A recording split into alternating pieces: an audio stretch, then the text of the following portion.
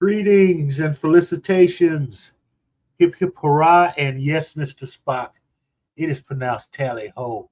Welcome everyone to the Sunday edition of Mr. Lundell's Groovy Movies, where we don't see a movie, we just discuss things like movies and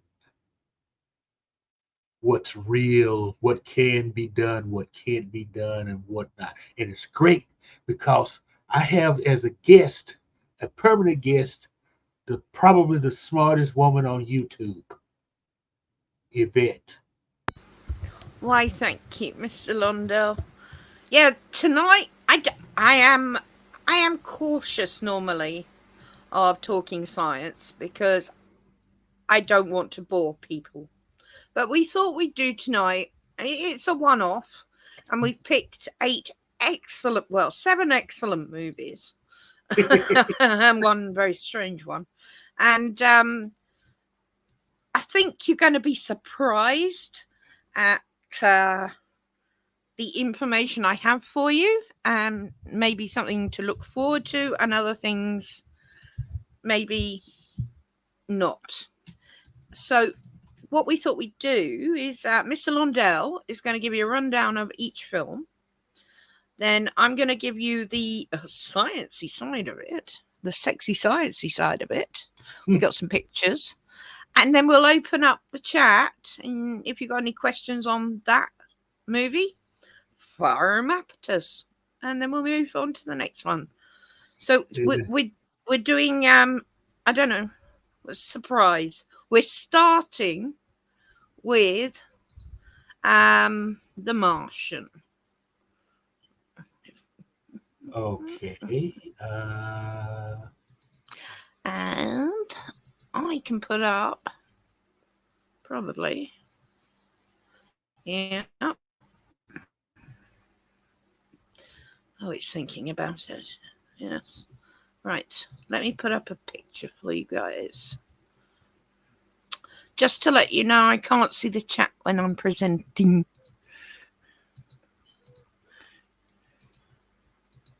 There we go. So, Mr. Londell, once it appears, over to you. Okay, this is straight from IMDb. An astronaut becomes stranded on Mars after his team assume him dead and must rely on his ingenuity to find a way to signal to Earth he is alive and can survive until a potential rescue. Um, I'm sure everybody was here for this uh,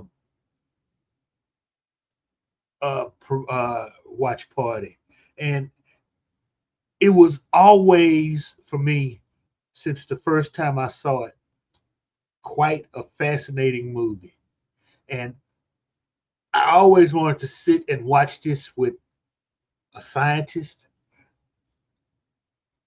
and ask about okay what he's doing now is what's what's possible, what's probable, what's the BS. Okay, and even though I've done a lot of research and on what it would take to live on Mars, this movie was pretty close, I would say. The big problem, there were a couple of big problems. Well, one big problem I had with it at the beginning, the sandstorm. Okay, there's always, truth be told, there's always a constant sandstorm on Mars. Yeah, it just goes around the planet. Yeah, it's just the particulate is so fine that it's not like a blinding dust storm in the Sahara. They do have build-ups of it, though. They Yeah, actually, that's, I will defend that bit. That is, they do occasionally have storms that whip up that bad. So that he got very unlucky with that one. yeah, But and if you've ever read the book, there was a lot they left out, like when he's when he had his potato garden, he also had to figure out how many calories he needed per day, depending on Mm. what he was doing. Mm. Which that is something astronaut that they take into consideration for astronauts. Because I mean, food, water, air, it's all finite, but they have to figure out in reality. The guys on the like that are on the International Space Station right now, it's been figured out what they need per day for when they have to do work, when they just rest, and all of that. Air, water, calories, all of that is figured out because they can only take so much with them. So that's one thing. That's a great picture, that one. Yeah, and one thing Yvette brought up, I did not even think about when as the many times as I've watched this movie. He's a botanist. Why the hell didn't he have some seeds? Yeah. He should have been trying to fit. He should have been there trying He to figure had out a what whole can we catalogue grow of in seeds. Martian soil. Yeah. Yeah. Yeah. And That's when we were watching it. Yeah. yeah, I mean, that was a bugbear of mine because as a botanist, you wouldn't turn up with a potato. Seriously. I know yeah, NASA has catalogues. And when I say catalogues, they're not books. They're little drawers full of seeds, specially prepared and vacuum packed. They mhm, use them on the ISS. They'll be used if we go to Mars. I mean, there's a little bit of hoo-haing now about Mars or Titan. Titans are much further away, but a much safer planet to build a colony on because, anyway, I'll go into that. I'll let Mr. yeah, Lundell. I thought I'd put the picture up of him with his potato for yeah. you. And Carry on. see, because thinking back on the Apollo missions to the moon, they actually they brought back lunar soil samples. They've actually grown plants Mm, on there Earth. is some nutrients. Not Yeah, much. Not much. Very and, basic things can yeah. grow on it. Yeah. And something else I found out doing a little research. They have here on Earth. They have labs set up since they know approximately what the content of Martian soil is. They can kind of replicate that on Earth, and they have And things they can grown to also get there. change the pressure because you got to remember it's zero Yeah, point 0.8 of gravity on Mars. It's slightly easier to walk on Mars. yeah, and so they're actually growing plants in simulated Martian soil in parts of in parts of the Mm. world where the Oh, yeah. temperature is relatively the same, like Yep. the North Pole or the South Pole. So Yeah. Yeah.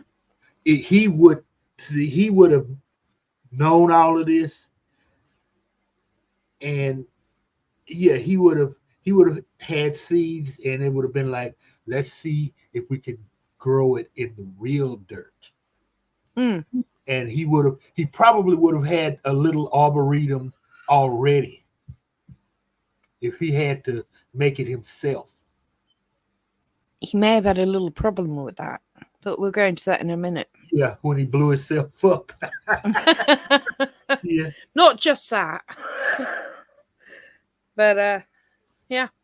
I don't know if I got. Did I get any more? Oh yeah, that's the ship that brought them. oh yeah, that it, and well, They're using solar panels to help propulsion in this one, which is a just solar panels would be handy for maybe internal electricity, but for propulsion, Yeah. That looks like an ion drive to me. You see Oh, those? oh yeah, it would have to be. That looks like a large ion drive, which, to be frank, that's what they're looking at now. But Yeah. we have a problem with the ion drive because you need chemicals to interact to create the ion drive to work. And the amount of chemicals you need to get to Mars would not be that small. That would be like half the ship. Yeah, several tons. And maximum speed of an ion drive is 200,000 miles per second, which causes a slightly Oh yeah. bit of a problem for humans. They'd be jelly on the wall. So, although the ion drive doesn't have to be powered up fully, it can be used to maximum without hurting a human. It would certainly speed up the mission. So, Yeah. and the ion drive has proven very successful. We've used it on drones, satellites. We used one to send it to Pluto. It took 9 years at maximum speed. So, that just gives you an idea. 9 years at 200,000 miles per second will get you to Pluto. So, this would Okay. certainly reduce the time to get to Mars, but they would not be able to fire it at full capacity because they'd be dead. Or you'd have to invent an inertial dampener. No, that's not happening. I know. Look, maybe they can cushion some of it with special uniforms they can wear that would cushion some, which would allow the ion drive to go a little bit faster. Uh-huh. But at present, cryogenics or, these sleep chambers or whatever.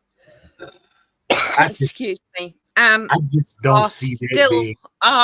We've been at it since they've been freezing heads. And the biology side of it, they cannot bring humans back to life because the blood cells crystallize instantly. Yeah. They have to find some sort of biology, chemistry, drug that would stop them. They have found this little creature, though, that actually has antifreeze in its blood. And it literally freezes to death in the winter. And then in the summer, as the sun comes out, it comes back to life. So there is hope. And I know they know about the creature and they've been doing research on it. But we've not heard much. So, and as I'm not a biologist. Yeah. But I can certainly give you. Do you want me to give you some of the science behind this? Oh yeah, please do. So I'm going to start with, and now everything's just turned itself off. Right. Okay. So I wanted to share. This is my favorite picture. Come on. Get. Are we just doing this to piss me off now? Oh, come on. Really? Hang on. No, we're not doing this. We're doing that. There we go. And then make sure, yep. There we go. And now do it. Mud. Okay. Right. Fine. Right, we'll start with that one. Right, okay, so factual. NASA contributed to this film, ensuring accurate details like the Martian landscape and the use of solar panels for power within the ship. Okay, that's a fact. Second fact, planting food. Watney grows potatoes using Martian soil, human fertilizer waste, and water from burning hydrogen, which is all doable. In reality, Martian soil is toxic due to, I'm not quite sure how to pronounce this, perchlorates, which is a salt or ether or perchloric acid. So extensive treatment would have been needed before he could even grow anything in the Martian soil.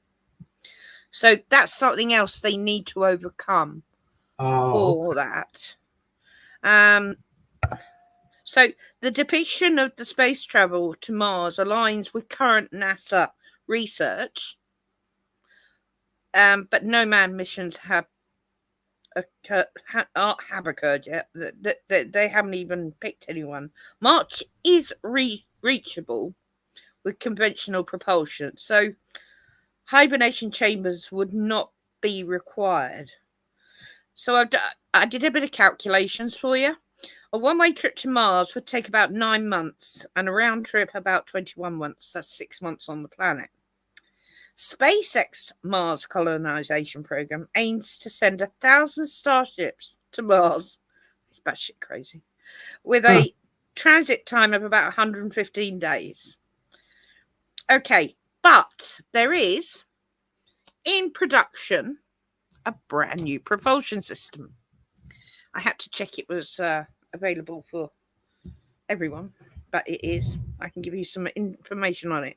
A photon propulsion system is currently in development that could cut a journey to Mars to 3 days. But again, the same issue arises with the human body, turning it into pudding. Because this can reach speeds of 10% of the speed of light. This will be the fastest propulsion system ever built. Okay. And I'm going to hand it over to the chat so I can see it. Okay. Oh, shit. I didn't mean to close that. Uh-oh. Oh, it's fine. It takes two seconds to open it again. With words and pictures, scientists have managed to reanimate worms that were frozen in Siberian permafrost for an estimated 46,000 years. Okay. I hadn't heard. Yeah, no, I have heard of this. And my problem with things like this is they're that old. Oh, thanks, Dandelion. Perchlorates. They're that old. I would be absolutely petrified of what diseases, bacteria they have on them. They have to do this in such a way that sterilization, I mean, you're looking at the Andromeda strain type of looking at it, because there could be something on any one of those that could kill the planet. True. So, I'm always wary of that, but I'm damn sure there's someone somewhere doing it. I am sure. Oh, yeah. It's a mad scientist out there. Okay. Dandelion asked, aren't there frogs that can freeze and thaw? I don't know. Again, I'm not a biologist. The only creature I know that scientists are concentrating on at the moment, I'm trying to think of the name of it. Let me Google it.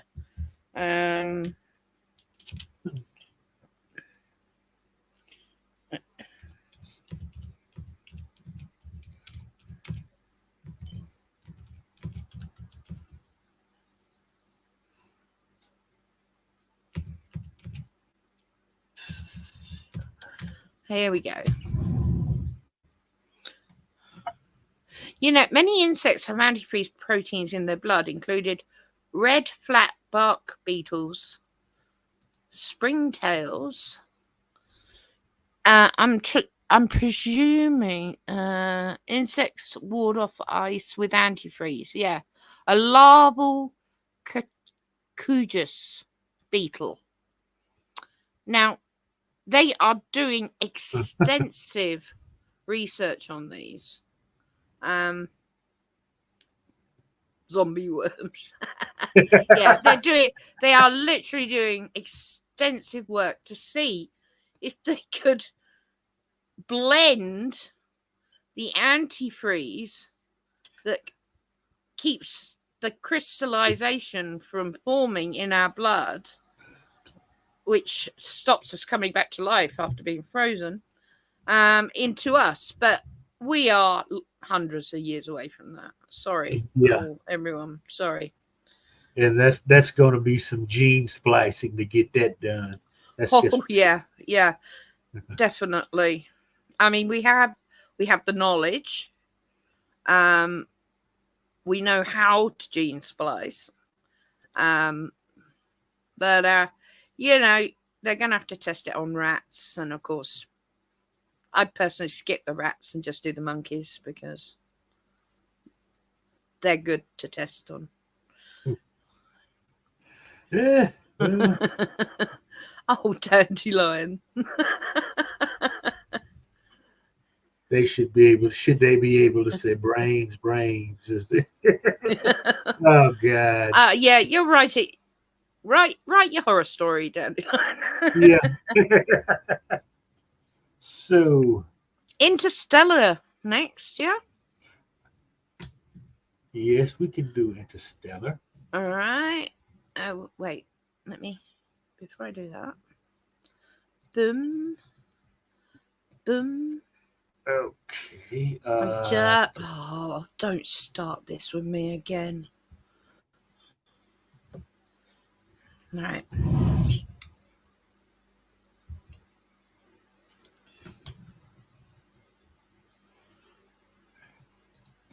It's upset with me. Hang on. Right. Okay. There we go. Entire screen. Share. And there you go. Interstellar. Now, I will say before Mr. Londell starts, if you haven't seen this film, it is so worth the watch. And I want to thank Bill, Outlaw Bill, who told me about it and said, Yvette, you've got to see this movie. And he was damn right. I did. Yeah. So I enjoyed it myself. Yeah, Mr. Londell only watched it a few days ago. He'd not seen it. So he needs to see it a couple more times because it is quite a complicated film. But I'll let you go through the story as you see fit. Okay, just to say a synopsis of Interstellar. This one is kind of long. I may not read it all. In a dystopian future, Earth is facing an impending environmental disaster, including a deadly blight that destroys crops and a dwindling oxygen supply. Humanity's survival depends on finding a new habitable planet. NASA, led by Professor Brand, played by Michael Caine, launches a mission to explore the possibility of interstellar travel.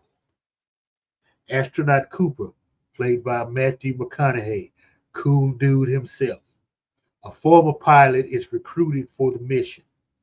Cooper's daughter, Murph, is struggling to cope with her father's departure. Cooper's crew, including robot Tars and scientists Brand's daughter, Amelia, embark on a journey through a wormhole near Saturn in search of a new home. They encounter a massive black hole, Gargantua. That's the name of it, folks, which warps space-time and allows them to travel vast distances in a short period. As they approach the black hole, time dilation occurs, causing time to pass differently for Cooper and his crew, relative to Earth. Cooper's communication with Murph becomes increasingly difficult, and he begins to lose touch with his daughter. Okay, skip a little bit. Cooper's journey takes him through multiple timelines, and he ultimately finds himself back in the Tesseract, where he communicates with Murph one last time. With his mission complete, Cooper is transported back to the surface of the black hole, where he is picked up by a passing spacecraft, now an old man due to the time dilation effect. The film concludes with Cooper reunited with Murph, now an old woman, as they reflect on their journey and the sacrifices made to ensure humanity's survival. The movie explores themes of love, sacrifice, and the power of human connection across vast distances and timelines. Okay. Yeah, we watched this the other day with, oh my God, the TARDIS. I know. I was just waiting for that. I had to pick that one. Okay, so what was missing out of that was this wormhole appeared near Saturn Yeah. about 50 years before. And they'd sent probes through it. And they found 12 exoplanets that could sustain life. They then, another 20, 30, 40 years, sent 12 brave souls to those 12 planets through the wormhole. And there is radio transmissions through this wormhole. So they take a long time, and each of these brave souls has a beacon. So wherever they land on these 12 exoplanets, if the beacon goes off, it's viable. But of course, man's determination to live often causes problems. Now, this is a ship they travel in. Murph's absolutely pissed off with him, and he only gets messages from his son, who is an asshole. Well, yes and no. He's yeah, he gets married, because time on Earth travels so much slower because of the time dilation. He gets married, he has 2 kids, he buries a kid. He is determined to grow corn until corn was the last thing that would ever grow when Coop left. So that was the only food. There were no animals, nothing else. And literally any generation after Coop's daughter Murph was going to die of starvation or suffocation. So we're at that point of desperation. Sorry, didn't mean to interrupt. Oh no, that was actually worth it. But, yeah, it was just. There's so much to take in, and you've only seen it once. It's a lot. So I just wanted to add why suddenly they did it, but it wasn't sudden. It was over hundreds of years. NASA was underground, hidden from the public, because the public didn't want money spent on NASA. They were booted out because their main concern was eating, as you would. And there's even a shot at a school where Murph gets suspended for bringing in a book about the Apollo 11 landing. And the teachers sit there and tell Coop, we don't want her telling lies. This was a fabrication. Yeah. And any scientists is like, what the fuck? And bear in mind, her father's a former astronaut. Okay. Yeah. He got as far as the stratosphere. So we're presuming it's maybe 50 or 100 years in the future, because when you watch it, it's very much America today. But with big problems. So it's not too far in the future, and we don't know what's happened to the sun, but the sun is ripping our Yeah, ozone. I think it's the ozone. They don't tell us, give us enough details, but as a scientist, I'd say the ozone yeah, is disintegrating, and this is what is causing the weather, our magnetic fields to screw up, which would cause major problems with storms and things. yeah, They're and not getting rain, crops are dying, and eventually, with the ozone is broken up enough, our atmosphere will leak straight out of it, and everyone will mhm, suffocate. So, this is how it's set up. Um, I'm taking liberties there with the sun, but I'm presuming it's something along those lines, something see, practical like that yeah, see that could happen. that's something they didn't really explain, at least for my satisfaction. Yeah, Because all I saw was, well, the way the film opens with like the elderly people talking. That was like a documentary I saw on the dust storms in this country in the 30s. That's what it reminded me of. And then you see windswept wherever they were, and dust everywhere. in the stunted corn. That's what I'm like, okay, it's another dust bowl has come across. And but that, and to me, the whole idea, going, at these exoplanets, I was like, after seeing the whole movie, they did the hard part first. That didn't make any sense to me, because if I don't want to spoil it for people, but where humans end up living is, like, to me, it's the simple solution, which Mm. is what they should have been going for in the first place, instead of sending, this But they is would not 12. have got to that point Yeah, without this happening, because although a lot of people are going to wrap their heads around the ending of this film, yeah, because it's all about quantum gravity, um, and it's a huge theoretical jump, and I don't think personally that's what's inside a black hole. But in this film, uh, you see infinite um, bookshelves that they'd yeah. found a message in before he left with coordinates. So, he tracked them down, found NASA.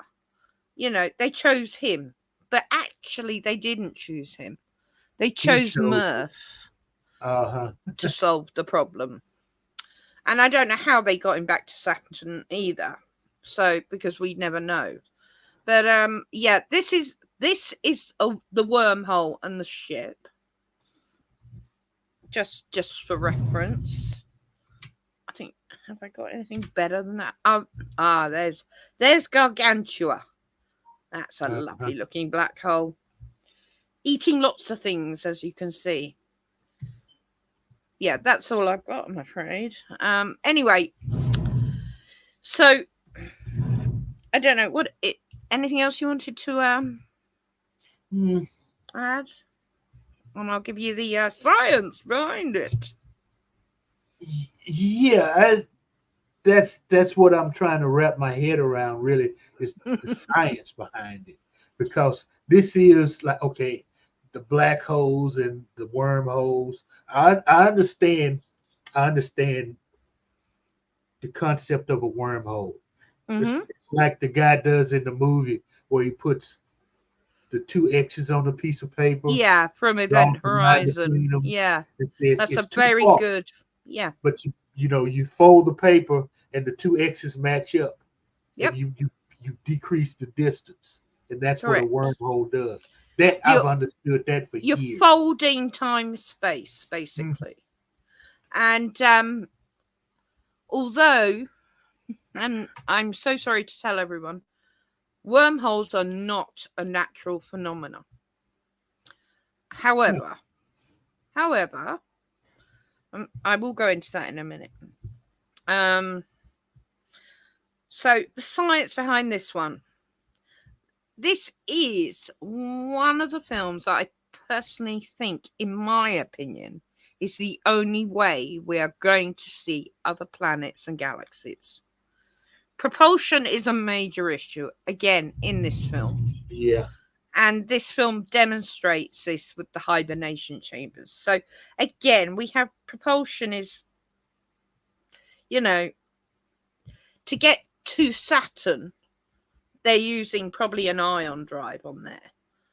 And they have to go into those chambers if they're going at 200,000 miles per second. So, again, we're stuck with that. Scientists are working on these to protect the body from turning into pudding, even speeds of 200,000 miles per hour. This is already possible with the ion drive, as I said. However, the size of an ion drive, again, I explain on this one, would be massive. The ship's beautiful. Love the ship. And of course, I love the ships with the TARDIS helping them along. So But the let me ask you this. It's kind of off topic, but yeah. like in a lot of uh 50s sci-fi, they would talk about atomic engines. Well, nuclear drives, believe it or not, have been tested in space. Oh, okay. And they Not a are good idea. they produce propulsion, because all a nuclear drive will do is produce steam. So you're creating a steam engine in space. Oh, But the dangers of having a nuclear bomb on a ship in space, I mean, you've got submarines and most ships now that run on nuclear. They're on planet Earth. They have gravity, they have stability, they have linear time, everything that's in the right place at the right time to use them. But when you're in space-time and space warp, if you get near a roaming black hole, you'll find yourself in a gravity well getting drawn towards it. You've got to navigate through two belts of asteroids, although NASA thinks the first one's pretty easy to do because they've done it several times. The second one, which is much further out, where Pluto lives, because it's no longer a planet. Anyway, that's another one you've got to clear. So there are many, many obstacles. So I was going to just go into the ion drive slightly more. The chemicals most commonly used in an ion propulsion is xenon, a heavy noble gas that's easy to ionize. And it's inert and has a high atomic mass, which means it's safe to put on a ship. It's not going to kill people.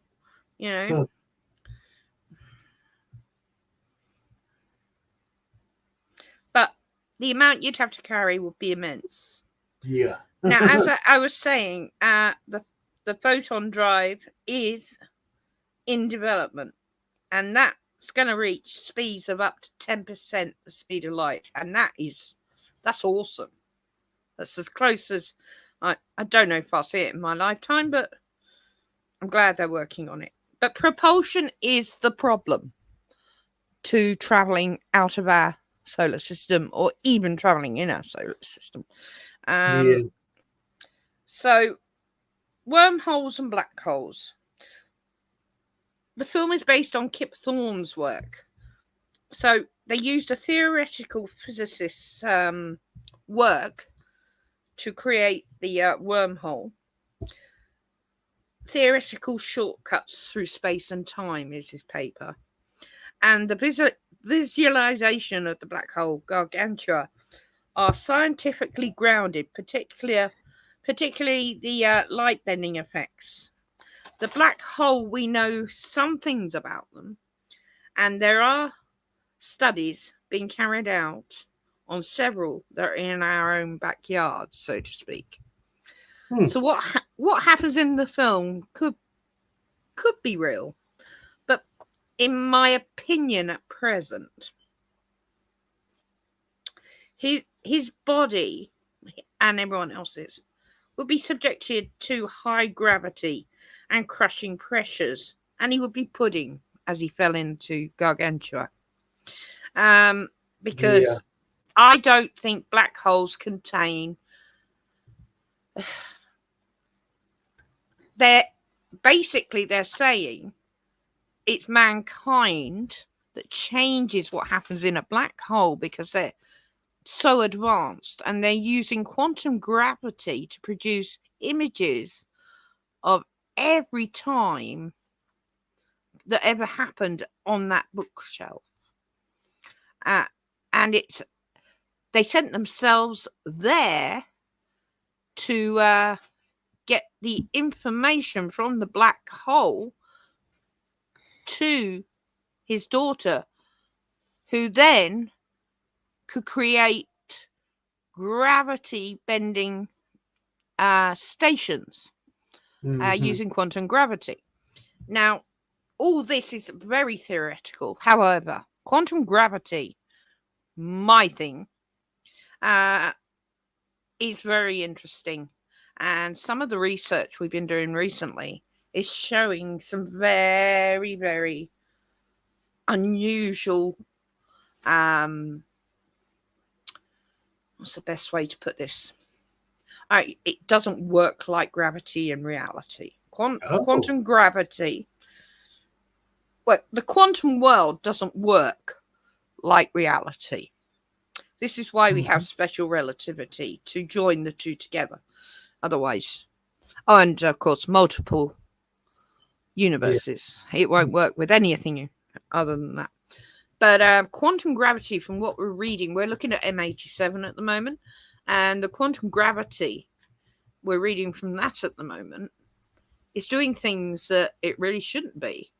So we've got a whole team working on that. So the last thing I'm going to talk about is time dilation in this, because it's really important, because I think this film is really scientifically based in accuracy as far as it could be.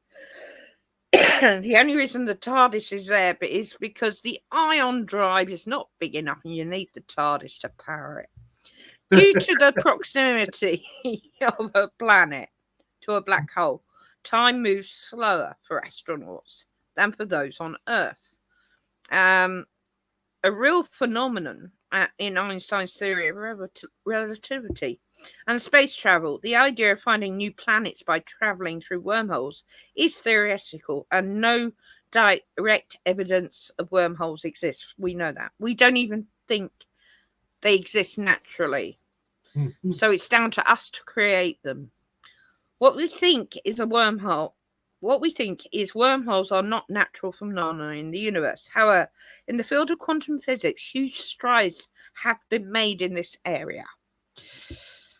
This, of course, won't help, excuse me, as the quantum world is very, very, very tiny. But the principle is there to eventually scale it up to reality. And in my opinion, we have to wait for technology to catch up again. There you go. So if you haven't seen this, I highly recommend it. And you may have to watch it a couple of times. But it's got a lot of real cutting edge science in it. So opening the floor to questions. Okay. Dandelion Fluff says corn is a weird choice. It's one of the least digestible of all grains, poor caloric availability for the amount of resources required. Huh. And she Yeah, goes on but to add, yeah, interesting. But Dandelion, as a, as you're an expert on this, I'm asking you the question. Corn was the only thing left that would grow. Would that be accurate? You know, okra.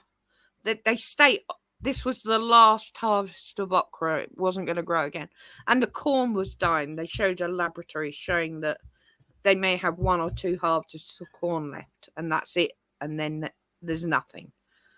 Would corn be the most hardiest food that would last? That's an interesting question. I'm curious about. yes. She says legumes would make way more sense than it. Yeah, they would, but you have to ask the writers why they chose corn.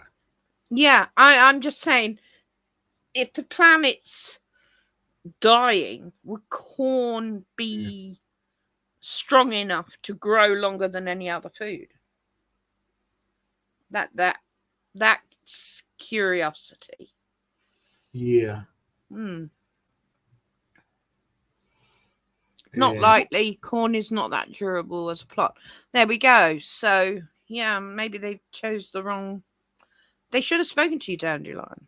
uh-huh. Yeah, Yeah. yeah. Yeah. I was genuinely curious about that. Um, as to what crop would last longer than anything other, as the planet tore itself to bits. You know.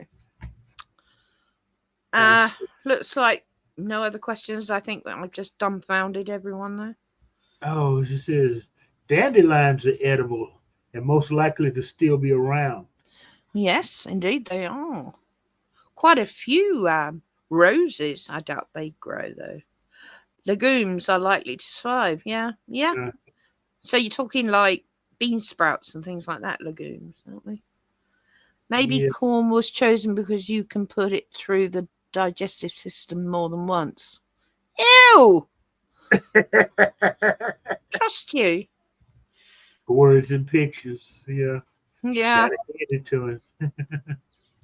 So, Our next film then is Back to the Future. Right. Let's get up. okay. Synopsis. And I'm sorry. I'm slightly behind doing this bit. There. There we go. Oh, for God's sake. Now I've got to find one that will play on the player. There we go. Right, so I go back one. Oh, All right. It's not putting it out. Fine. Doc and Marty. Doc and Okay. Marty.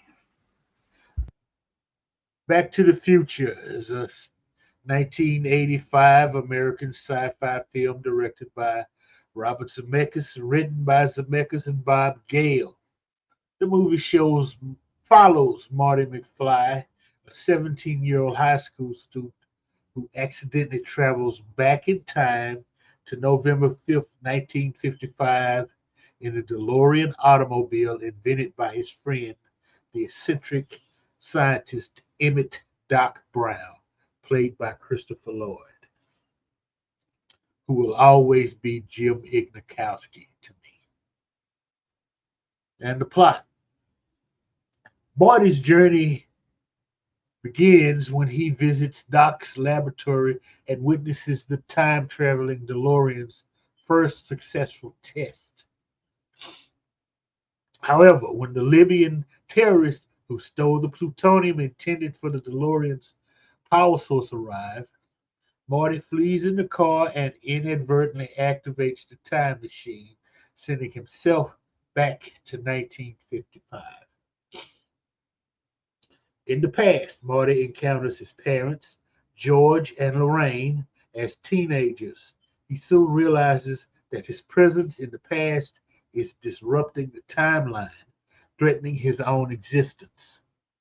Marty must ensure that his parents fall in love and marry as they were supposed to secure his own future.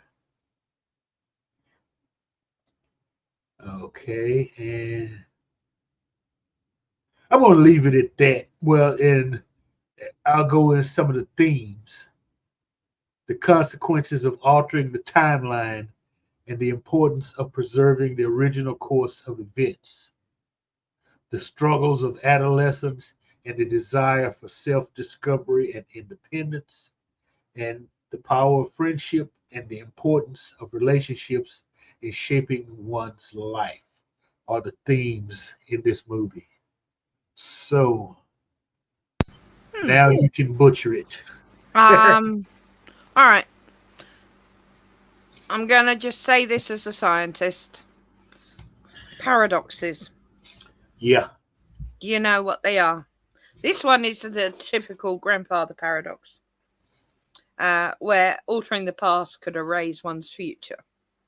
But then you wouldn't be there in the future to go into the past to Uh, erase one's future, hence the paradox. However, I'm not going to talk to you guys because we all know traveling back in time is impossible. It literally is impossible because of the paradox. You will cause a paradox no matter how you do it. Traveling forward in time is actually feasible. But uh-huh. once you get there, you can't go back. That okay. So, um, what I will say about the film, one, I love Back to the Future. I don't give a shit about the science. And in fact, the second one, they get the ignoring the paradoxes and time travel. They get the split alternate timeline correct, except they don't erase the original, which it would disappear. So it's still one timeline, but it's been changed. Uh-huh. Okay, in science fiction, if it was to happen. But yeah, I'm a huge fan. The third one I found a little bit weird, but you know, the whole steam train thing. But it was they're fun movies, and no one Yeah. should be put off with the fact that time travel doesn't exist in reality. All time travel movies are fun. Just Hmm. ignore science at this point. Yeah, you have to because I mean, Yeah. and there's like there's a writer you probably heard of him. Uh, what's Doctor? He's a, and him talking about he will stay away from time travel stories because of all the paradoxes Mm. that come up. But here's my thing though. You should be able to write a time travel story and not worry about all the paradox stuff. I mean, Yeah. H.G. Wells's book, The Time Machine, there are no paradoxes in there. Actually, that's the next one on our list. Yeah. And I do have a rather entertaining theory for you on that one. Yeah. Because you have to the thing I keep coming up with when you know go time travel, what if you're meant to go back? See, because okay, you could you know, like the question, what if you go back and kill your grandfather? And you know, Well, it's but not even that. It's called that, the yeah, grandfather paradox, but it's irrelevant. Whatever you do, you still have to be there to go back, and that's the paradox. yeah, So okay. even if you lived in the past, Hmm. one, you have the problematic of stepping on a butterfly or Yeah. whatever, and changing history completely. So you may not be there in the future to send yourself back in time. So you can't win. You really cannot win. I can give you a paradox for everything that time travel is, but Okay. I am not gonna knock the Back to the Future trilogy because it's fantastic watching, and even as a scientist, I love the films. Yeah. And but see, I can, I can kind of maybe go back and forth with you a little bit on that paradox because what if you go back in time, you kill your grandfather, but you were meant to kill him? See, because your grandmother one day comes to you and say, "Yeah, I was married to this guy. He was a dick. He got me pregnant. He beat me up, all the yada yada yada, and somebody killed him." Oh, You you know, were already born at that point, you're saying? yeah, somebody Yeah, killed him. I that's. married this guy who Mm. turned out to be the perfect guy for me. I thought you were talking. I actually thought you were going into Futurama, where Fry sleeps with his own grandmother Yeah, that well, and no, kills his grandfather. well, no, but you kill your grandfather, you come back back to your present time, and nothing's changed, and that's when your grandmother tells you the story about how somebody killed her husband, who was supposed to be, who was your biological grandfather, who Yeah. as your grandfather is actually your step grandfather, but he married me. I was pregnant. He married me.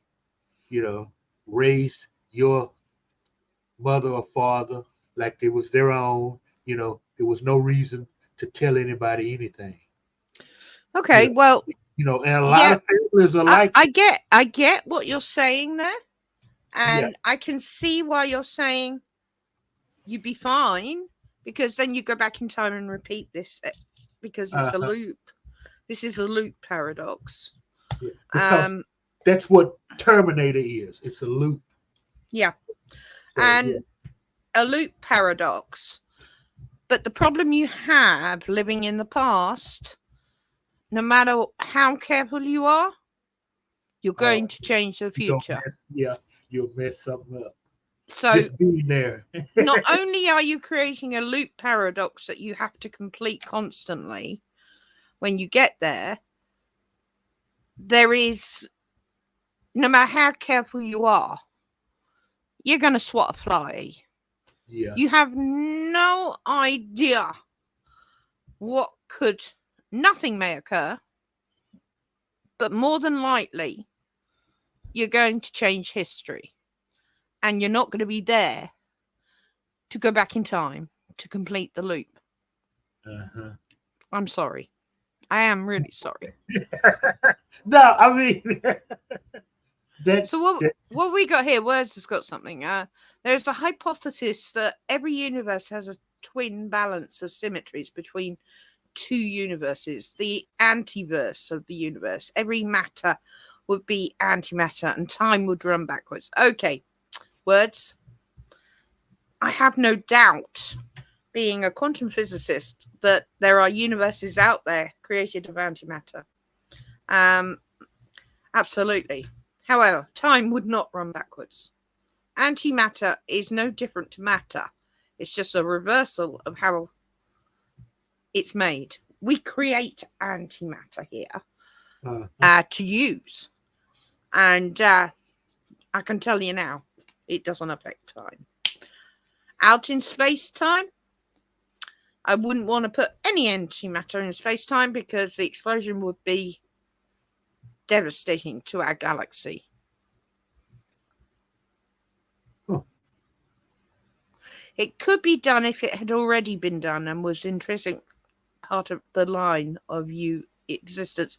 Again, Dandelion, you're right, but you also have to take into account the butterfly effect, which uh, is stepping on a fucking dandelion could yeah. cause an event that changes history. I'm not saying it would, but Mhm. if you're living till your end of your life and you've got 50 years, you're going to do something stupid that's going to change history, even by sleeping with someone. No, but hello, Chuck. Yeah. So no matter what you do, you create a power. Don't eat the microphone, please. I'm so sorry about that noise, people. Yeah, it's just one of those things. And I wish I could tell you guys, you can do it. Although our next film is quite interesting. Yeah, but do I have seven grandfathers now? the thing is, you're saying, and that's the general consensus of the community. It can't be done because of those paradoxes, or it shouldn't be done because of them. Well, one, if you could travel back in time, say, you could change the course of history. Now, people have said, well, that would be great. We go back, we kill Hitler as a baby, right? What's to say that's going to stop World War II? It might delay it. Yeah. But you had a lot of people. I mean, you'd have to kill a lot of Nazis to stop World War II. And by killing these people, their futures are erased, which would change history, possibly causing you not to invent a time machine. Therefore, you couldn't have gone back and done it. Yeah, I know. It hurts. But the way to not have World War II is to not have World War One. But you still got the same problem. Sorry. You still got the same problem. Every time. Yeah. But that was according to a historian. I saw a video on, because all the problems that we have now, that's where they start. The First World War, communism. Okay, if Germany would have kept Lenin in wherever he was in Scandinavia, instead of sending him sneaking him back into Russia, there wouldn't have been a communist revolution. Sorry, I was kissing my pussy. I mean my kitten. Sorry, I keep forgetting that word's different in America. Sorry. My little kitten. Yeah, so I'm sorry, no matter what you present me with, I can give you the paradox for it. Literally, every time. And that's a paradox. There isn't a scientist out. Well, there's a couple of bugging mad scientists that think they can get through it. But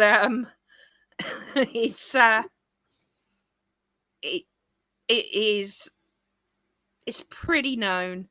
A paradox. I can't even see I've looked at this. And to be frank, I hate time travel. I really, really hate talking about time travel because it drives me nuts. But for this particular subject, I knew this was going to come up, so I braced myself. And it is just paradox central, traveling back in time. There's just no way of getting around it. Literally no way. Anyway, our third film is The Time Machine. Oh, yes. And I do have something that will probably... Seriously, Chuck? You really don't have to clean yourself. Like that. Using the microphone. It's not good. Oh, right. My God. Right. Okay. Sharing screen now. What? No. Where? What? I just opened the picture. Seriously. Right. Oh, it's there. That's why. Okay, there we go. Over to you, Mr. Londell. Okay, 1960, Time Machine, quick synopsis. It's based on H.G. Wells' 1895 novel.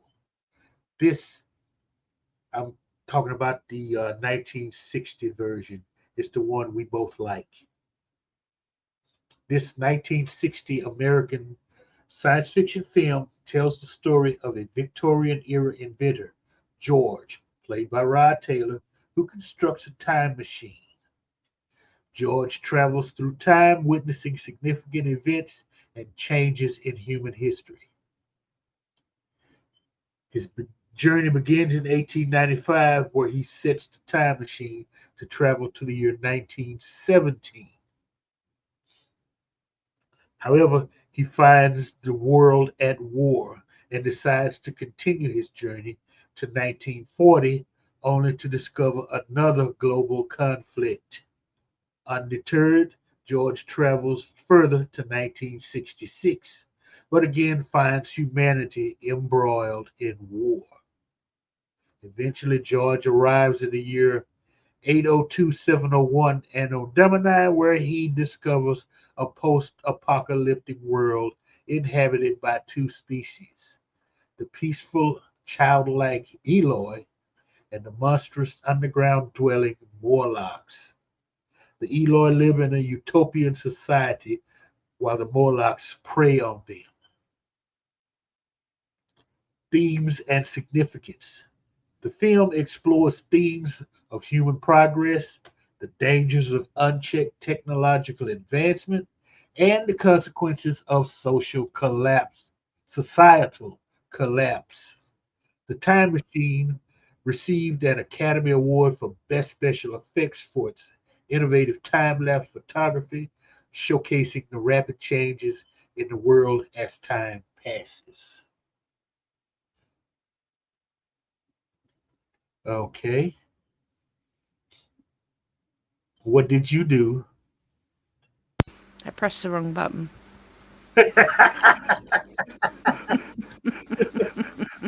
I love it. No, but I'm I'm trying to find a picture that will open up the proper stuff. I oh, think I've got it. Right, okay. Right, okay. Phew. All right. So a bit of a plonker, but I'm doing my best, honestly. okay. Right. But I'm gonna share again and we'll get it right this time. Right. hey, dandelion fluff comments. Okay. Perhaps we could go back to a non-physical observational role. No way to interact or be seen, but observe the events. Yeah, actually, there was a TV show from the 1960s, The Time Tunnel. That's basically what they were doing. You had two guys bouncing back and forth.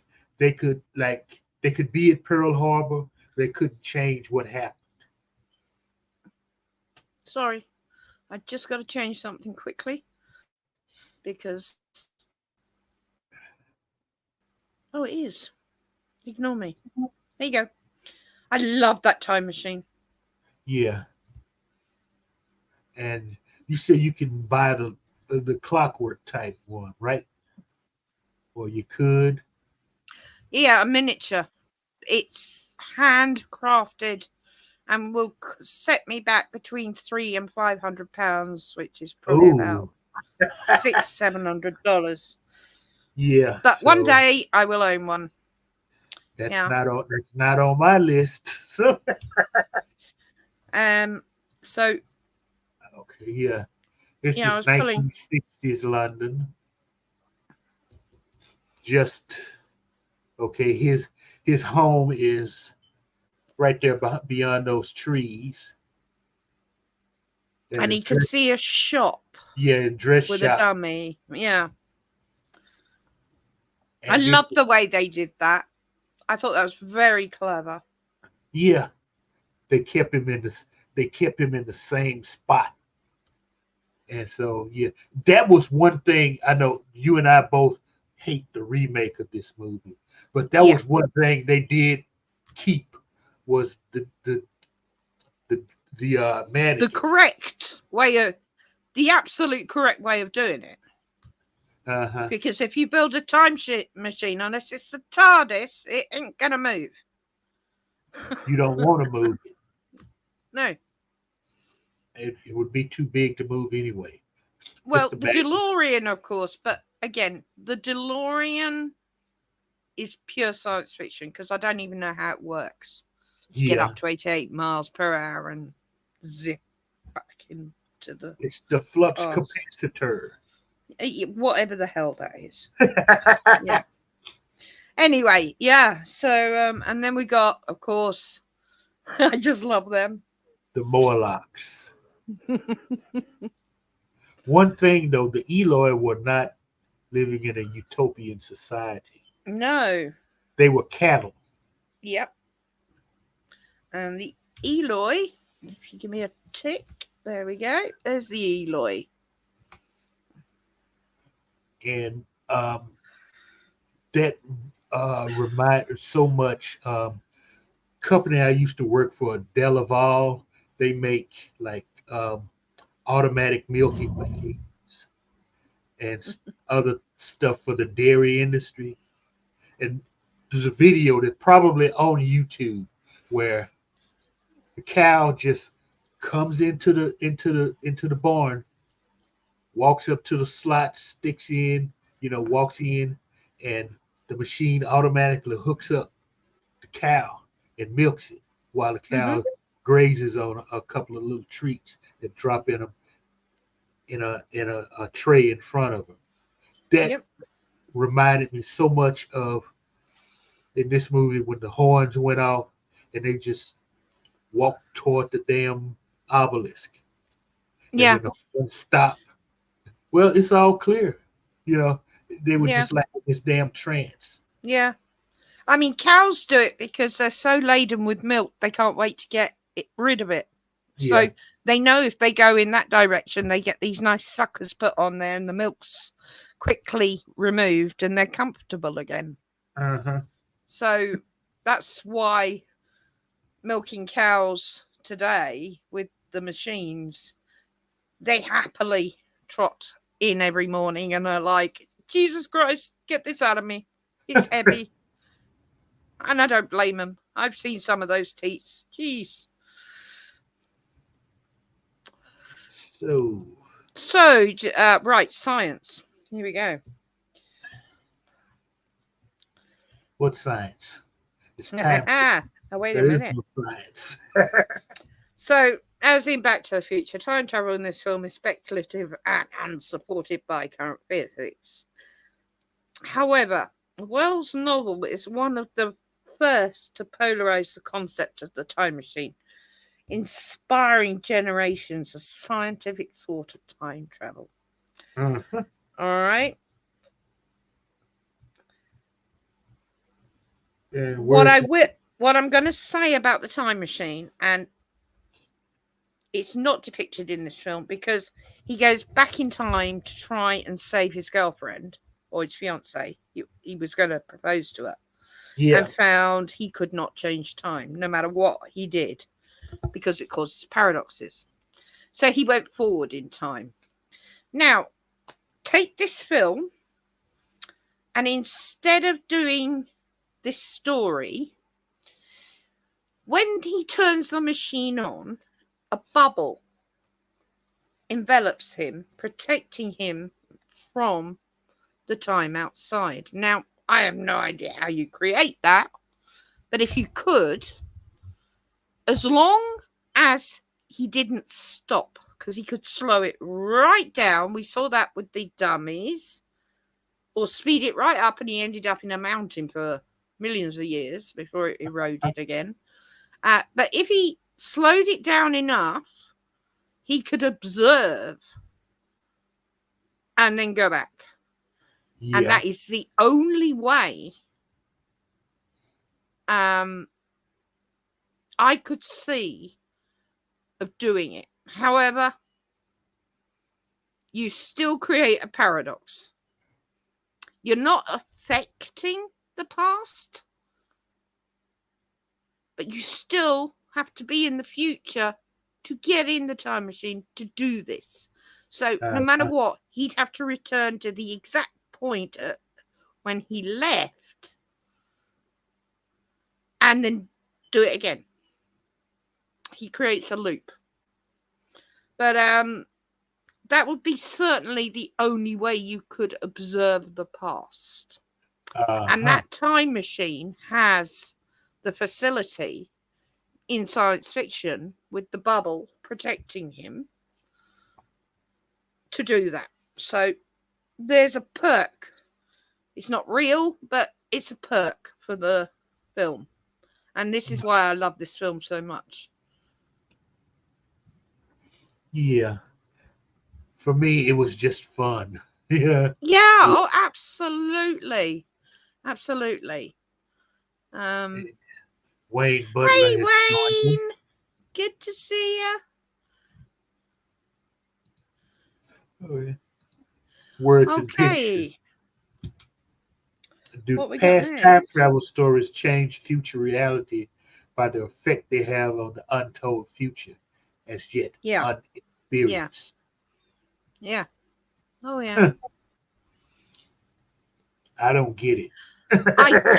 I do have a film to recommend to everyone to watch. And I think it's free on YouTube. And I know it's on Amazon. And it is, and I have told Mr. Londell to watch it. And it actually gives you such an insight into time travel. Okay, we're on Terminator 2 now. Okay.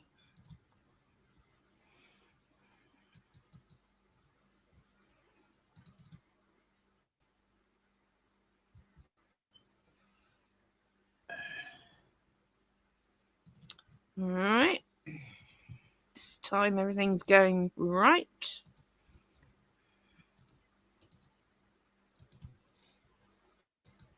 There we go. Oh. Over to you, Mr. Londell. Yeah. I picked the second one because I'm concentrating on Skynet as science. Terminator 2 synopsis. In the post-apocalyptic future of 2029. Oh my God, that's just 5 years away.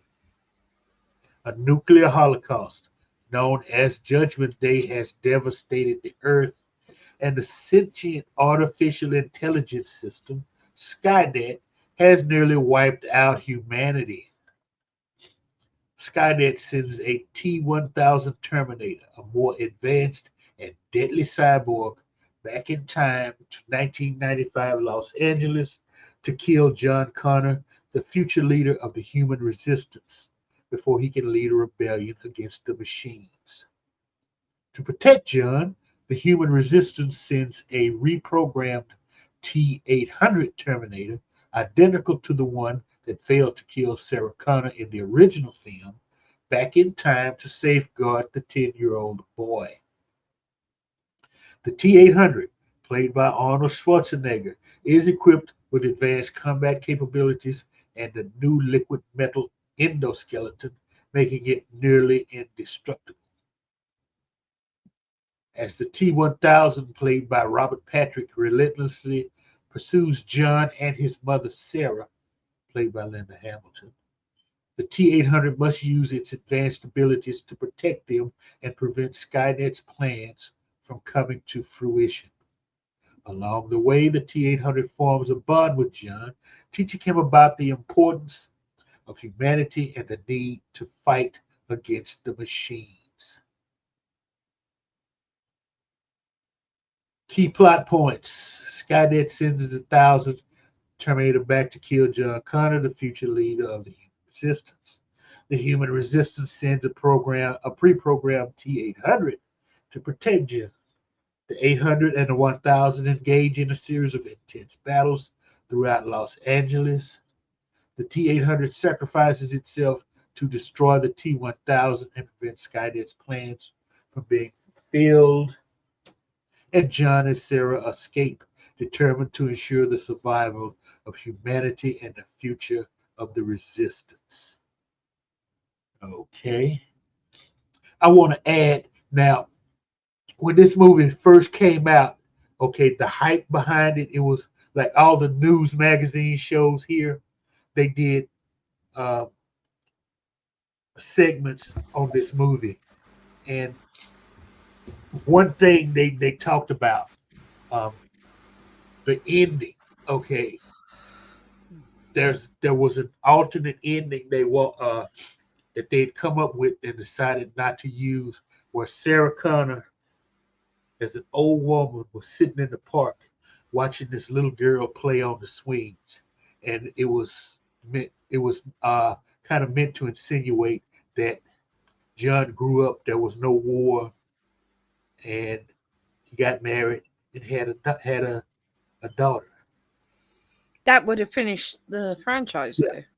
But I like what they did. You just heard her narration, and just you saw them driving on Mm, them, just the road. I love that much better, mm, because it would those events, they would happen.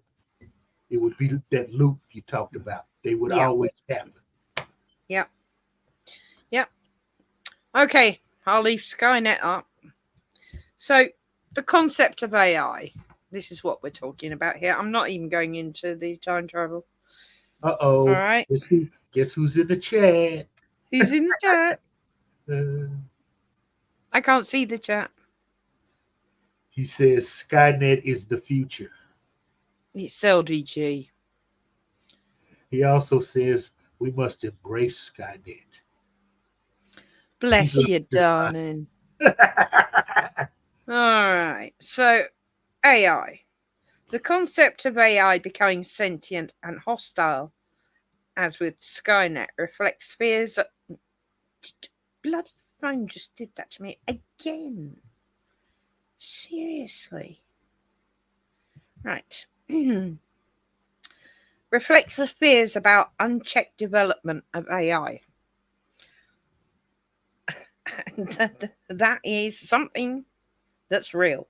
While we have advanced AI, the kind of super intelligence depicted in the film remains speculative. Yep. That doesn't mean impossible. And a topic for ethical debate. So, again, the available AI on the internet at present isn't a threat, but it does have some knowledge of the human race. So it may get there eventually. More disturbing, though, are a handful of supercomputers around the world that are controlled by AI. The computers are isolated and not connected to the internet, not in any way that they could influence anything. But I will caution that Occam's razor, if these beasts ever get on the internet, AI would be an existential problem.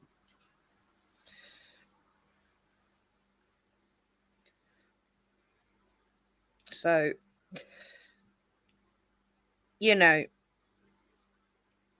my concerns for AI are more on the supercomputers out there that are being used.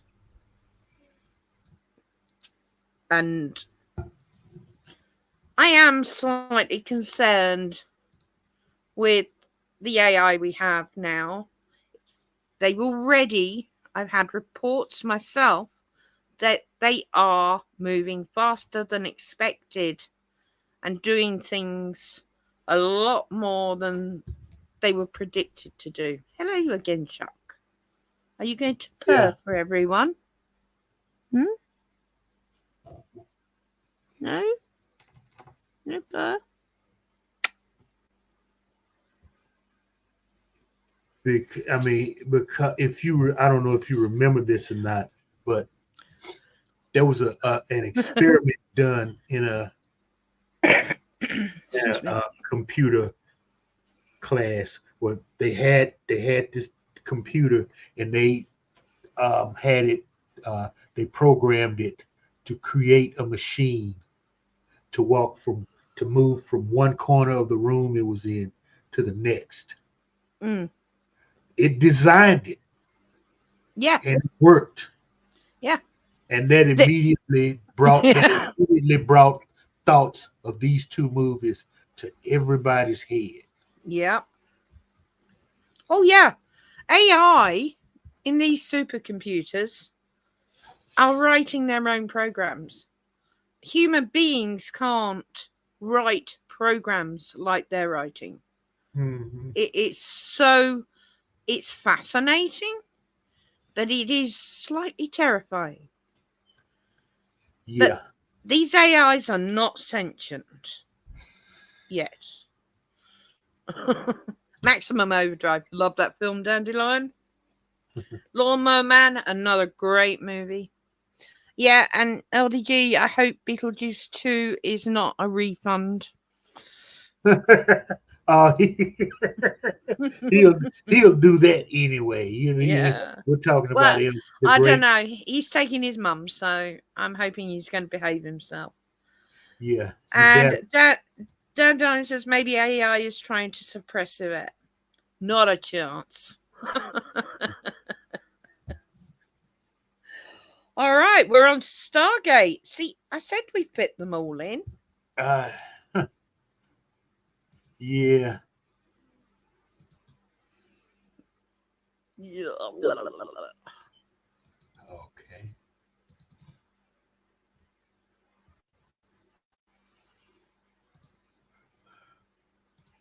Right. Okay. Share screen. And there you go. Ton ton ton. Okay. This one will be quick. I just Yeah. this is a quick. Who hasn't seen Stargate? Yeah, And if you haven't, what is wrong with you? that's right.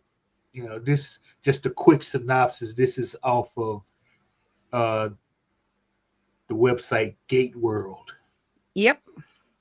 And for Stargate, a misfit archaeologist joins a military team in traveling through an ancient doorway to a faraway planet where they must liberate and enslave people from a powerful false god. That's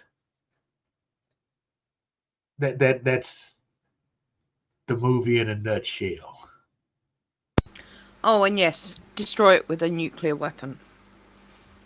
Yeah, nukes are good. On the other side. Yeah. So, yeah, we're talking about the film here. I didn't want to go into the series because, Oh again, yeah, wormholes.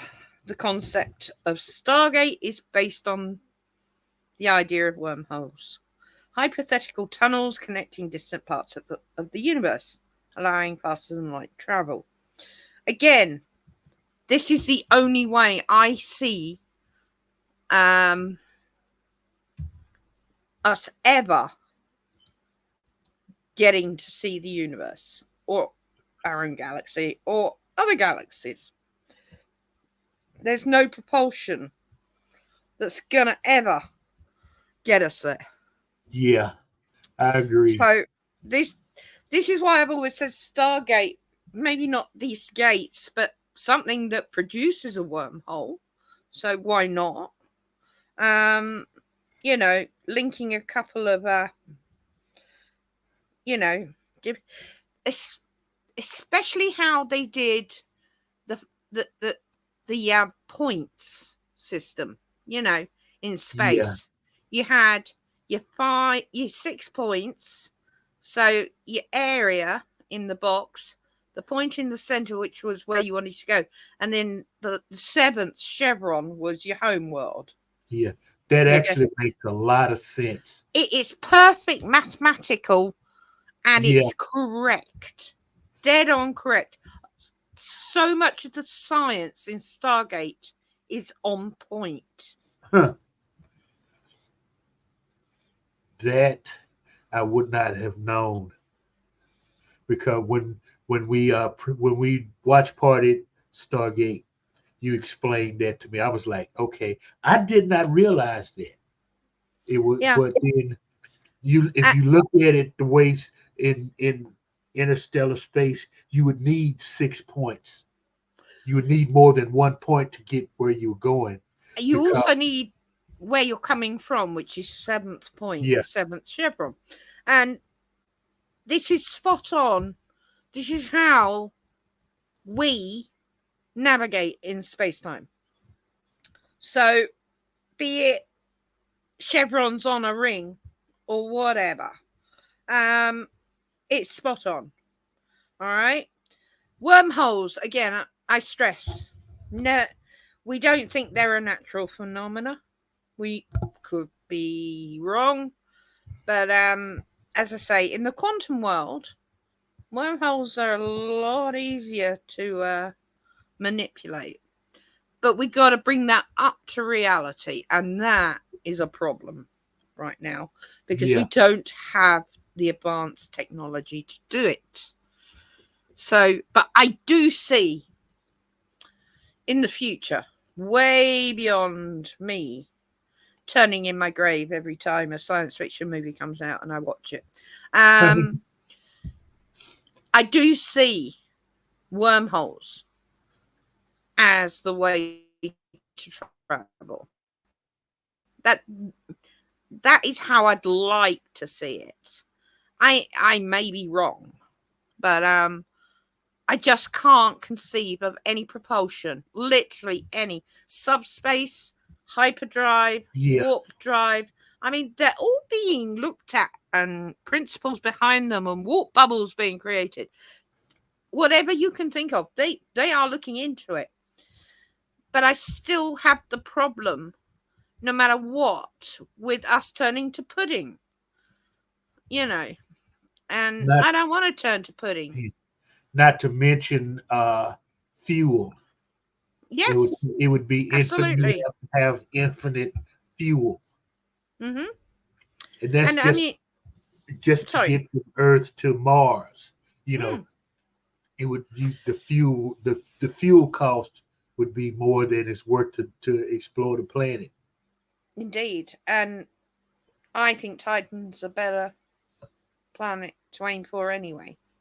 You could stop at Mars and then start again to travel further. I don't know. But Mars has so many problems. There's no protection from the sun, which means you're being bombarded with radiation constantly. Um, so you have to take all that into account. The Yeah, soil is poisonous. There's nothing there. There may be a bit of water. Whereas Titan has an atmosphere that is made up of mainly nitrogen and methane, and it protects you from the sun's radiation. So, one, you wouldn't have that problem. yeah, Obviously, the atmosphere, and the same is on Mars, but they have this little machine now that can convert molecules, split them down, and create oxygen. yeah, Now, as long as you've got certain certain molecules, you can take this machine and start creating atmosphere, breathable atmosphere. You have to scale it up. They've been testing it out on Mars, for real, and it is producing O2. So, you know, not enough for anyone to breathe, but it's only a tiny version of it. So yeah, there's that, and you've got basically a planet rich in fuel, methane lakes, methane and nitrogen, and it literally could be SO stop off to fill your ship to go further. Um, but I'm getting away from Stargate here. So yeah, these I don't see a problem with us creating these gates. Obviously, creating a wormhole, you wouldn't need the gates, but they'd be good anyway once you created one, because you just go through the wormhole and create a gate on the other side. Obviously, dialing up a wormhole and opening it and closing it is not going to be as easy as Stargate. Yeah. But it's safe. They can send probes through first, read the atmosphere, check out the terrain, see if it's hostile or not, you know.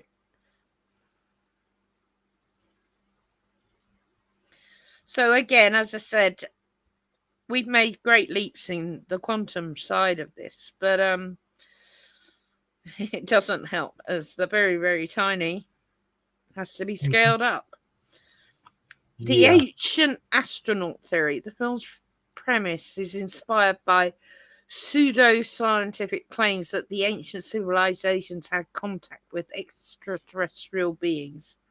This is a widely discredited by mainstream archaeology and science. So, and yeah, I agree.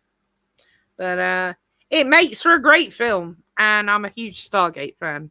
But the principles behind the travel are sound. Absolutely sound. So there you go. I'll hand over to anyone that has any questions. Yeah. Dandelion Fluff says we get pretty good space travel. Planet takes us on a trip around the sun every year, and the sun is moving through the galaxy. We'll get to see it all eventually. Maybe, maybe not. And if you live long enough. The Rosen Bridge, yes. Oh yeah, okay. Another civilization and us both creating a gate don't seem beyond the realms of possibility. No. No. That presupposes each side knows of the other's existence. Yeah, that's the Rosen Bridge theory, though. But it's not beyond impossibility. It's possible, finite, but it stands as a theoretical paper. It follows the rules of physics perfectly. I still think the wormholes are our best bet, but that's my opinion.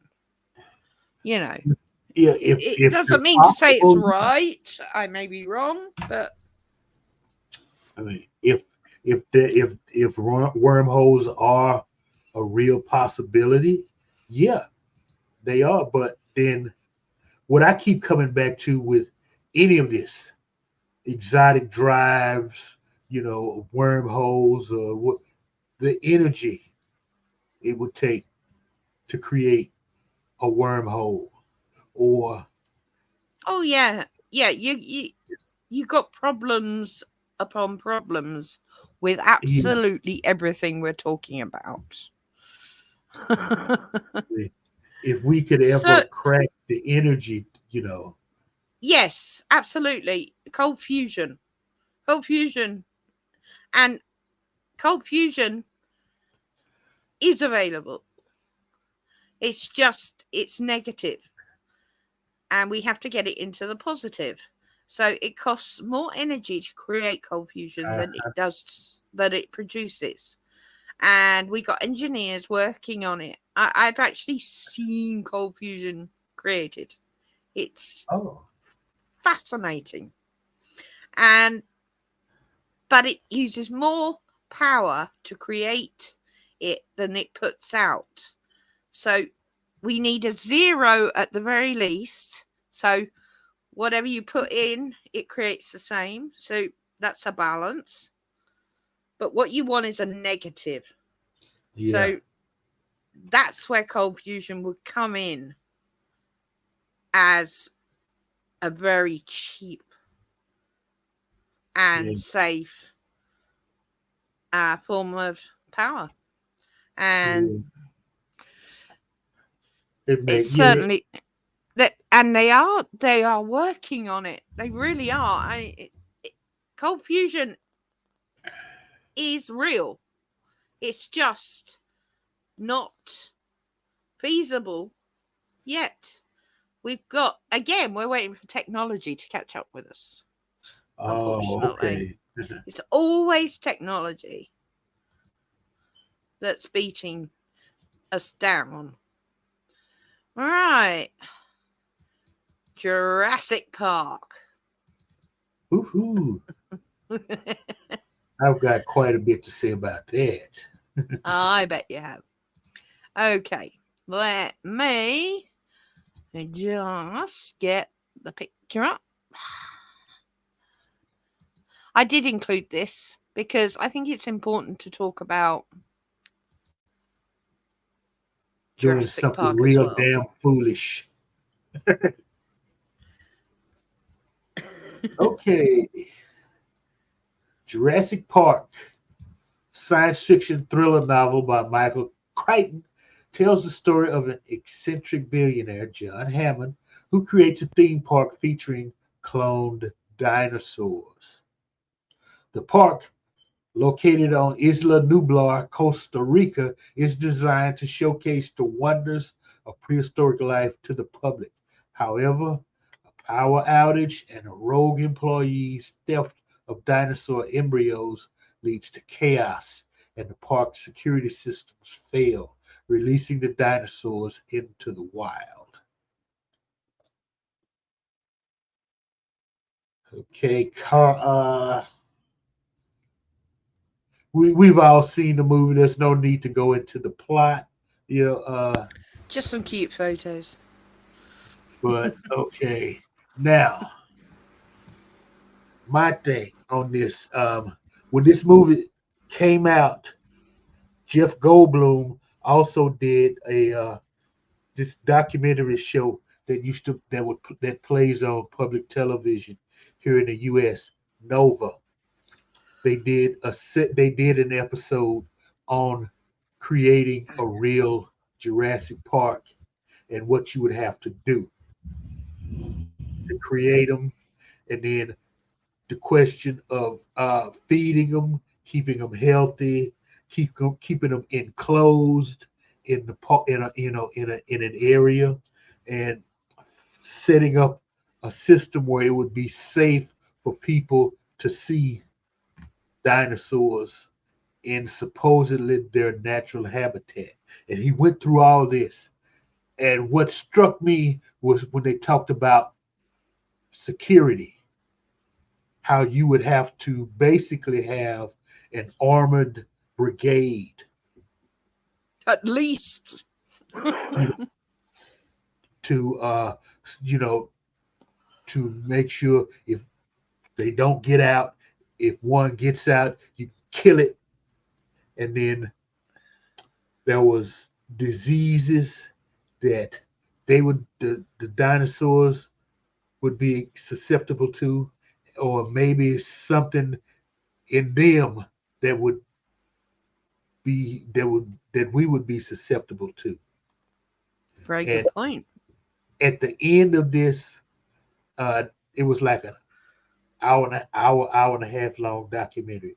At the end of it, and this always the question he asked always struck me hard. Do we really want to do this? And after seeing the movie, that question always comes back, especially because of Jeff Goldblum's character Mm. in the movie. When they're Just sitting, because we can. yeah, when they were all sitting around the the dinner table, do we want to do this? He brought all that up, you know. Mm. He countered every argument the guy made, and it was great. And you know what? I would have to agree with him. Mm. The Just dead, because we can doesn't yeah, mean we should. you know, they had their shot. they were, chosen for extinction, and now man is the dominant species. Leave it alone. You know, Okay. Right, you want the science behind this then. Cloning and genetic engineering. Oh my god, it's going on everywhere. Now, while cloning animals is possible, as we saw with Dolly the sheep here in England, and yeah, in America, a lot of your cows or steers are cloned. yeah, Um, Obviously, cloning has issues because it biodegrades the photocopy. We know this. yeah, Um, Cloning extinct species, especially dinosaurs, is much more complicated. DNA degrades over time, and the idea of extracting. I seriously hate this phone every bloody time. Yeah, okay. The idea DNA degrades over time, and the idea of extracting usable dinosaur DNA from ancient sources is scientifically improbable, but not impossible. oh, Okay? mhm, Okay. CRISPR, it's known as for short. Clustered regularly interspaced short palindromic repeats. Okay, that's a mouthful. Is a yep, gene is a gene editing tool that allows scientists to modify the DNA of living organisms and genetic manipulation. Advances in genetic engineering like CRISPR could one day allow us to resurrect some extinct species like the mammoth or the dodo or something even newer that's gone extinct. But dinosaurs are highly unlikely due to the age and decay of their DNA. But it is not impossible.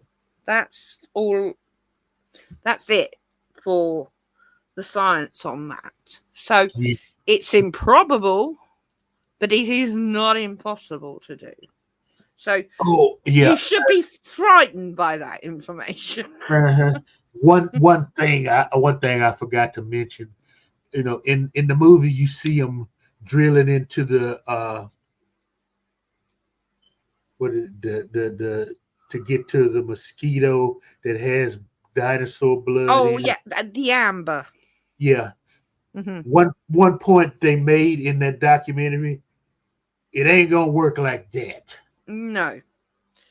So yeah, you can forget about drilling into amber and taking. If anything, you'll get the mosquito's DNA, Yeah. not not dinosaur DNA. So Unless it's a really big fat one that looks like it's had a good drink.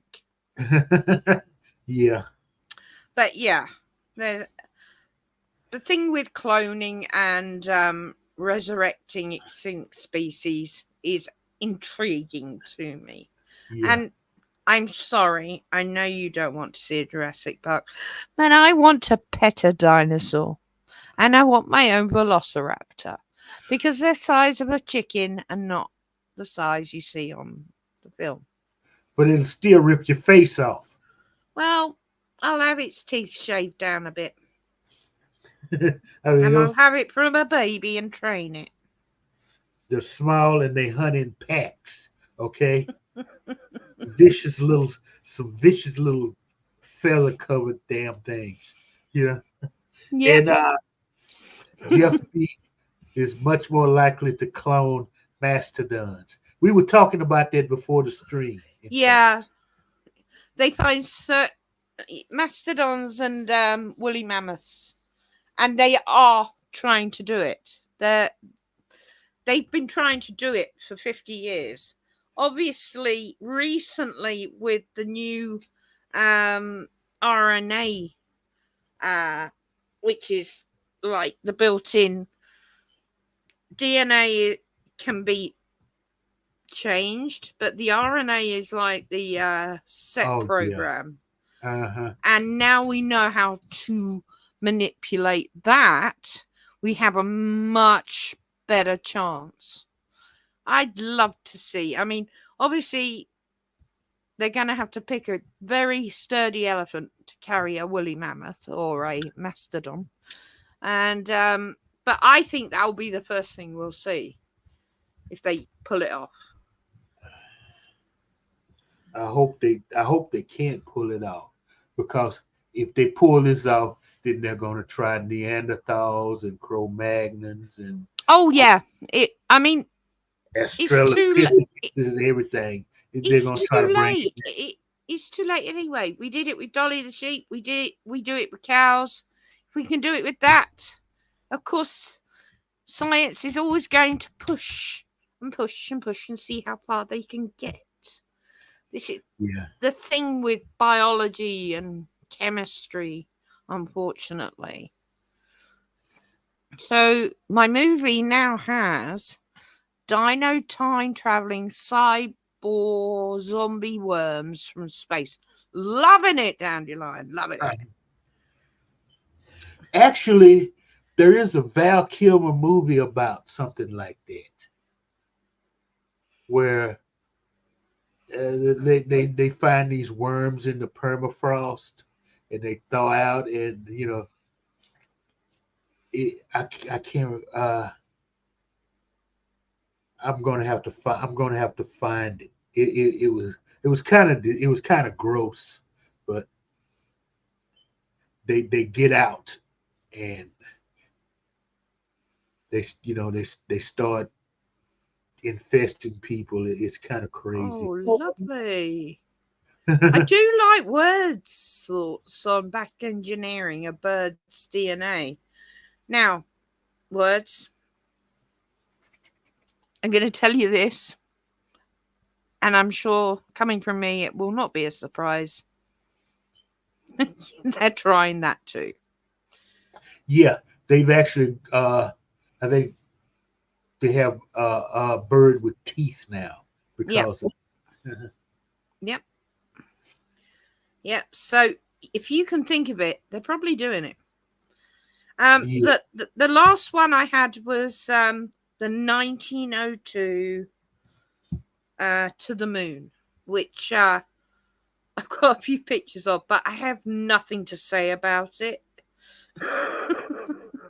Well, see, that movie, it's not science fiction. What Is it LeMay not? was, no, what he was doing was fantasy. Okay, well, let's have a look. There you go. Okay.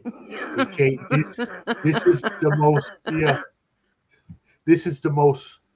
Well, yeah. This is the earliest. If you're a sci-fi nerd and you haven't seen this, what's wrong with you? There's a nice big cannon they shoot them to the moon in.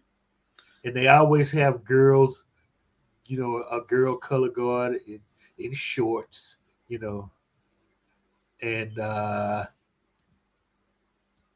see, like this. They're taking a nap on the moon there, and these appear above. It's a 15-minute movie because it's from 1902. There's no sound. Yeah, it's on the channel. It's under silent movies. You love it. If you haven't seen it, it's fun. It's the earliest science fiction-y film ever made. Yeah, it is. Yeah, so that's certainly but if you want to be a complete nerd, you should watch it. Right. One thing before we go, because it's nearly 10 o'clock. Ooh. Sorry, you were going to say something. If you really want to get into science fiction from that era, silent era, I've got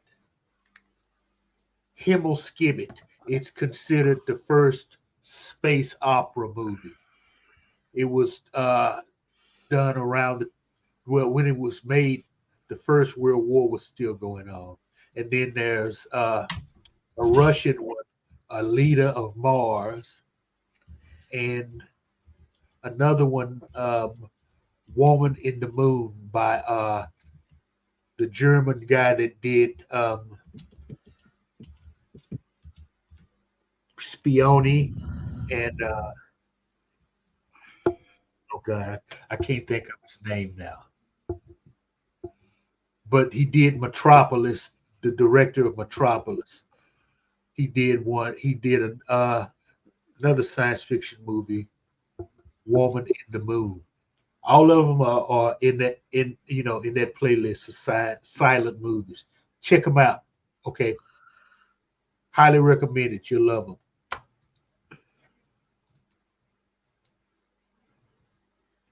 Okay, right. I'm just going to share one last thing with you guys. And I highly recommend you guys write down the name of this film, because this is probably the best. And I've just seen they're remaking it. Fuck. Can't keep their hands off anything. The original, I'm not quite sure. It's a 2018 film, and it's about the evolution of time travel, and it's presented as a fictional documentary film, and it's available on Prime. I'm sure it's free somewhere. It is literally worth your time watching this film. The History of Time Travel. I made LDG watch it. Oh, okay, yeah, okay. And it confused the hell out of him. So it's worth watching. Because if it confuses LDG, you lot are going to understand it. Yeah, okay. Yeah, I remember. Yeah, I remember that. It was. Yeah, you really have to pay attention. You do have to pay attention, and it changes constantly. Yeah, and it's spot on, because this is what would happen, right? The History of Time Travel. So there's your homework for the week, people.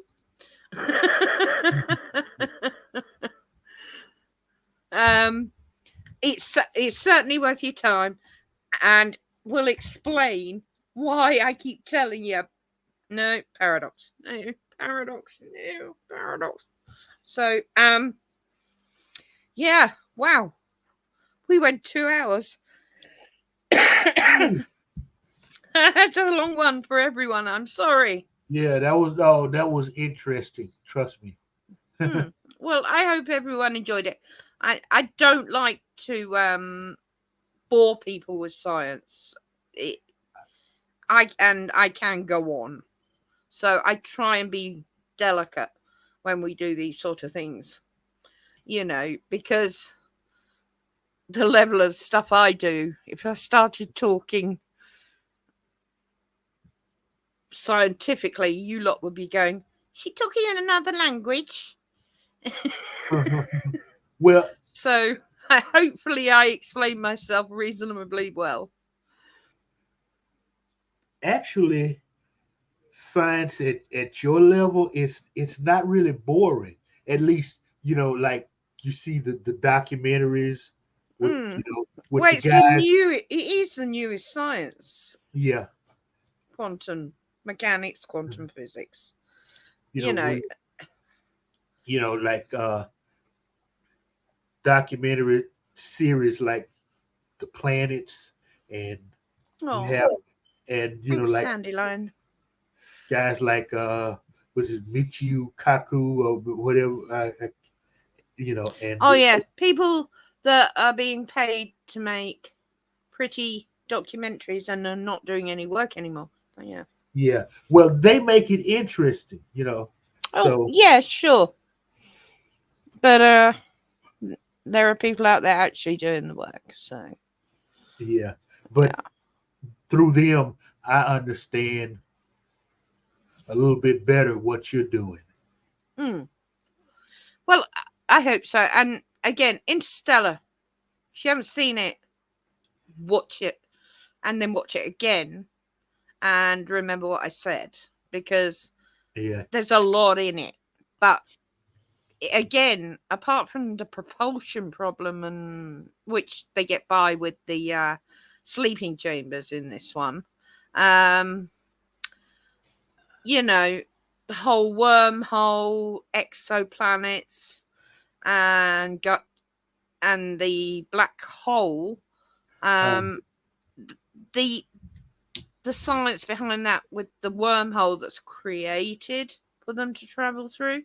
Again, it's a really good film, and the time dilation and everything in it is spot on. NASA was involved in this as well, so again with the Martian, NASA's really keen to help films when they're doing stuff yeah. like this, and I'll give them their dues for that. They're always up to help make it more real. Okay, so I guess it's What's time that? to wrap it up. Words and pictures. The one before he put brilliant show. Thank you Uh, muchly. uh, If you watched the ow, hello again, Chuck. That's the microphone again. Yeah. if Yeah. you watch the history of time more than 3 times, you will paradox yourself and disappear up your own fundament. Yeah, I've seen it once, so maybe I should just leave it at that. Yeah. Oh, I've seen it so many times and I'm still here, so because Yeah. I really like that film. It is a big ball of wibbly Wibbly wobbly, wobbly, timey timey wimey. stuff. That's a statement that is so true. Once you Yeah. leave the earth, that's what it turns into. Anyway, Mr. Lundell, thank you for letting me um, express some science for a change. Yeah, it was fun. I learned something, and I hope everybody else did as well. So And I'm glad no one seems bored. And yeah, are we doing the start of the serial killers next Sunday? yeah, next will Okay, be great. British serial killers I'm and doing an American. American. Yeah, I'll do the British. Oh, we got plenty here. And you do the American ones. Yeah. And of course, I'm going to start with Jack the Ripper. Oh yeah. That's that's where you have to start. Yeah. Of course. Oh, thanks, Dandelion. Yes, I'm Appreciate it. glad. Have a lovely walk. Yeah, always glad you enjoyed. I'm thank you everybody for coming. This has been fun. It always is, and we couldn't do this without you guys. So, with that in mind, okay, everybody, watch your watch some science programs. Watch some good ones. Watch some bad ones. They're all on YouTube. I'm sure you can uh, email Yvette privately. She can recommend some. You know, I can probably recommend a couple. They're all great. Mm, Yeah. yep. Yeah. And I'm on Facebook, so just follow me and then you can Yeah. DM me. And if I know you, I will reply. Oh, great, Dandelion. Thank you. Okay, so everybody, Oh, words words. and pictures, dude. Okay, I guess I sang for my supper. Thank you, sir. Super sticker worth £5. Oh. That's why you're the man, words. So, everybody, have a good rest of your Sunday. Uh, be careful through the week. especially in England. Don't say anything that'll get the bobbies, pounding down your door. Mm, Be nice to your politicians until you can vote them out. That's all I got to say for that. So, that's 5 years away. oh God, God bless you. So, Mm. until next time, watch some good science programs, watch some bad science programs, watch some science fiction movies that relate to science. So, for Yvette and Mr. Lundell, good night, everybody, and God bless.